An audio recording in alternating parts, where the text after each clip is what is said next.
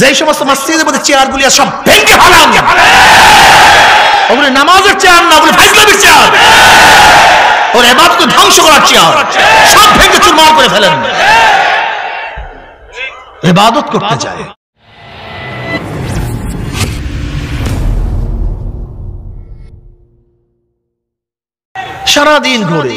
সারাদিন ঘোরে বাজার করে, সব কিছু ঠিক, মসজিদে গিয়ে ঠোরাটি হয়ে যায়, সে খোরা হয়ে যায়।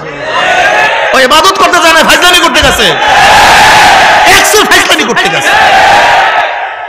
যেই সমস্ত মসজিদের মধ্যে চেয়ারগুলি সব ভেঙে ফেলান, ওগুলো নামাজের চেয়ার না, ওগুলো ফাইজলামির চেয়ার, ওর ইবাদতকে ধ্বংস করার চেয়ার, সব ভেঙে চুরমার করে ফেলেন। ইবাদত করতে যায় না, ফাইজলামি করতে যায়। আমরা অনেকে ইবাদত করে সংশয়বাদী, বিশ্বাস হয় না। অনেকে ইবাদত করে প্রভাবিত ইবাদত। কি ইবাদত? মাওলাকে বিশ্বাস করি, কিন্তু অনেকে ইবাদত করি না, বিশ্বাস হয় না আপনাদের। এখনই প্রমাণ দেব, মিলায় নেবেন নিজের সাথে। আমি বক্তব্য দেব, আলোচনা করবো, আপনি আপনার সাথে মিলাবেন আমি কোন স্তরে আছি, এবং এই কথাগুলি আমার সাথে সেট হয় কি হয় না। সাথে সাথে নিজের দিকে চিন্তা করবেন। ইস্তাফতা নাফসাক ইস্তাফতা কালবাক। আমি কথা বলবো, আপনি আপনার দিকে তাকাবেন, আপনার পাশের ব্যক্তির দিকে তাকাবেন না, ওই ব্যক্তি ভালো না মন্দ, নিজের দিকে তাকান।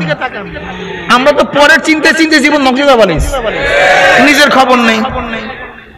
আমাদের ইবাদত প্রভাবিত ইবাদত, ইয়াকিনী ইবাদত না, বুঝেন নাই? যেমন ধরে নেন, আল্লাহ পাক রব্বুল কালামে পাকের মধ্যে ফরমাইছেন আকিমুস সালাহ,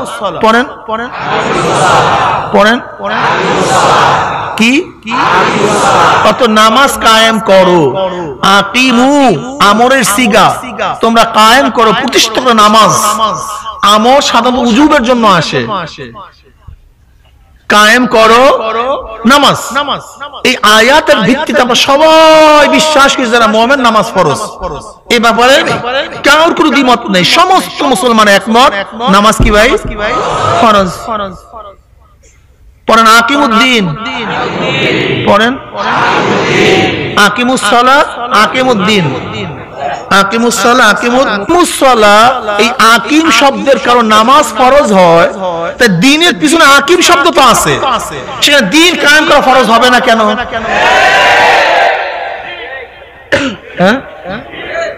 একই আল্লাহ, একই জিবরাইলের মাধ্যমে, একই কোরআনের মধ্যে, একই নবীর ভিত্তিতে আমাদের কাছে দুইটা আয়াত নাযিল করেছে, আকিমুস সালাহ, আকিমুদ্দিন। সেখানে নামাজ পড়তে আপত্তি নাই, সবাই বলি নামাজ ফরজ, কিন্তু দ্বীন কায়েম করতে, দ্বীন প্রতিষ্ঠাতে আপত্তি হবে কেন? কারণ তার মানে নিশ্চিত ভাবে আল্লাহর হুকুম হিসাবে আপনি নামাজ পড়েন না, বরং সমাজ নামাজ পড়ে সেই প্রভাব আপনি নামাজ পড়েন।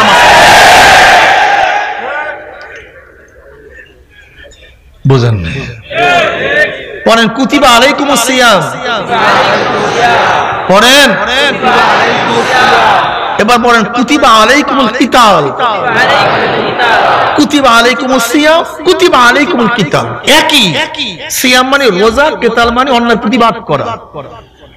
তা কুতিবা আলাইকুমুস সিয়াম এই আয়াতের ভিত্তিতে গোটা দুনিয়ার সমস্ত মানুষ রোজা রাখা ফরজ, যারা মুমিন সবাই একমত। কিন্তু কুতিবা আলাইকুমুল কিতাল, অন্যার মোকাবেলা তোমাদের ফরজ করা হয়েছে, সে অন্যার মোকাবেলা করেন না কেন? কারণটা কি? এখানে আপত্তি কেন? প্রভাবিত ইবাদত বুঝেন নাই। যেমন আপনার আমার বাচ্চা সিজদায় লুটায়া পড়ে, কেন? ও কোরআন হাদিস অনুযায়ী আল্লাহর হুকুম পালন করতে গিয়ে সিজদা দিছে। সিজদা দিল কেন? বাবাই দিছে, মা দিছে, তার প্রভাবে প্রভাবিত হয়ে সেও সিজদা দিছে।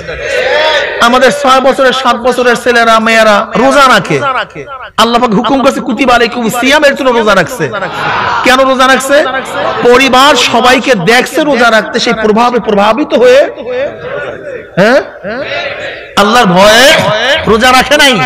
ঠিক আমাদের এই হাজারো লক্ষ মানুষের মধ্য থেকে হাজারো লক্ষ কোটি মানুষ প্রভাবিত ইবাদত করে, মাওলার ভয়ে ইবাদত করে না। কোরআন হাদিস মানি ইবাদত করে না।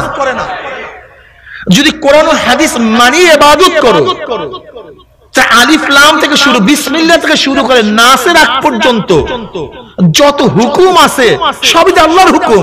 তুমি একটা মানবা আরেকটা মানবা না কেন? এখানে আপত্তি কেন?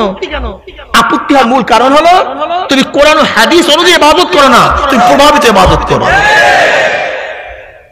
বুঝলেন? এই প্রভাবিত ইবাদতে নাজাত পাওয়া যাবে না। এই প্রভাবিত ইবাদতে অধিকাংশ বড় লোকরা ইবাদত করে নিজের মন গড়া। অধিকাংশ জীবনে নামাজ পড়ে নাই, হঠাৎ এখন রিটায়ার্ড করছে, করবে কি? কোনো কাজও নাই। এখন থেকে মসজিদ ভালো জায়গা, বুড়া সব একত্রিত হয়েছি, এই বাস মসজিদে গিয়ে নিজের মন গড়া ইবাদত নিজেও করে ইমামকে চাপায়া দেয় যে ইবাদত এইভাবে হবে, এইভাবে হবে না। ও জীবনে নামাজে যায় নাই, ও ছোটবেলা থেকে দাঁড়িয়ে রাখে নাই, ও এখনো পর্দা করে না, ওর শরীরের মধ্যে রক্ত সব হারাম, কিন্তু বুড়া বয়সে মসজিদে গিয়া ইমাম সাহেবকে নসিহত করে, ইমাম সাহেবকে নসিহত করে। ও হলে ইবাদত, প্রভাবিত ইবাদত, প্রভাবিত ইবাদত। এই সমস্ত লোকগুলি যারা জীবনে ইবাদত করে নাই, বুড়া বয়সে ইবাদত ধরছে, প্রভাবিত ইবাদত ধরছে, এদের মধ্যে লামুজাবিদের সংখ্যা বেশি। এটা বুঝলাম কিভাবে? গতকালকে আমাদের বাড়ির অনুষ্ঠান গেছে, আমার এক আপনজন, আগে নামাজ রোজা করতেন, দাড়ি টাড়ি কাটতেন, হঠাৎ অনেক বছর পর তার সাথে দেখা, আমি এই নামাজের মধ্যে ফটফট হাত মারতে আছে। ঘটনা কি? তো জীবনও নামাজ পড়তো না, দাড়ি বাড়ি কাটতো, হঠাৎ করে হাত মারা শুরু করছে কেন? তার মানিটা কি? এর নতুন ইবাদত শুরু করছে, প্রভাবিত অমনি শয়তানের প্রভাবিত হয়ে সে ইবাদত করে না, বরং গন্ডগোল সৃষ্টি করার জন্য চেষ্টা শুরু করছে। ফিতনা ডিভাইডেড। আপনি দেখেন হঠাৎ করে যারা শিক্ষিত মানুষ নামাজ ধরে, তারা ইবাদতের জন্য নামাজ পড়ে না, বরং নামাজে গিয়েই টান দিয়ে একটা চেয়ার নেয়, কি না? সারাদিন ঘোরে, বাজার করে, সব কিছু ঠিক, মসজিদে গিয়ে ঠোরাটি হয়ে যায়, সে খোড়া হয়ে যায়। ও ইবাদত করতে যায় না, ফাজলামি করতে গেছে, ফাজলামি করতে গেছে। যেই সমস্ত মসজিদের মধ্যে চেয়ার গুলি সব ভেঙে ফেলাম, ওগুলো নামাজের চেয়ার না, ওগুলো ফাজলামির চেয়ার, ওর ইবাদত ধ্বংস করার চেয়ার, সব ভেঙে চুরমার করে ফেলেন। ইবাদত করতে যায় না, ফাজলামি করতে যায়। তুমি হাঁটতে পারো, চলতে পারো, সব কিছু পারো, আর মসজিদে গিয়ে চেয়ার নিয়ে নামাজ পড়া শুরু করো। তুমি দাঁড়াতে পারো না, বসো, আত্মীয়তা শুরুতে পারো না, আসন গাঁথিয়া বসো। তুমি আসন গাঁথিয়া বসতে পারো, ঠ্যাং মেলিয়া বসো, কেবলামুখী হয়ে বসো। তুমি বসতে পারো, শুইয়া নামাজ পড়ো, কিন্তু চেয়ারে নামাজ পড়ার অনুমতি নেই। নামাজ পড়তে তাজাল্লুলের জন্য, নামাজের মূল উদ্দেশ্য তাজাল্লুল, হীনতা প্রকাশ করা। আমার সবচেয়ে শ্রেষ্ঠ জায়গা হলো কপাল, আমার সবচেয়ে শ্রেষ্ঠ হলো আল্লাহ, আমার সর্বশ্রেষ্ঠ জিনিসকে, কপালকে আমি মাটির সাথে ঠেকাইয়া আমি আল্লাহর বরত্ব ঘোষণা করার জন্য নামাজ পড়ি। এর জন্য নামাজ পড়ি। আর সেখানে গিয়ে চেয়ারের মধ্যে বসে, উনি আল্লাহর সামনে এখন বয়ান করবে, আল্লাহর সামনে। কত বড় ফাজিল, কত বড় ধৃষ্টতা, কত বড় মুতাকাব্বির। আল্লাহর সামনে এখন বয়ান করার জন্য সে চেয়ারে বসে, নসিহত করার জন্য আল্লাহকে। আমি তো নামাজ পড়তে আসিনি, তোমাকে নসিহত করার জন্য আসছি।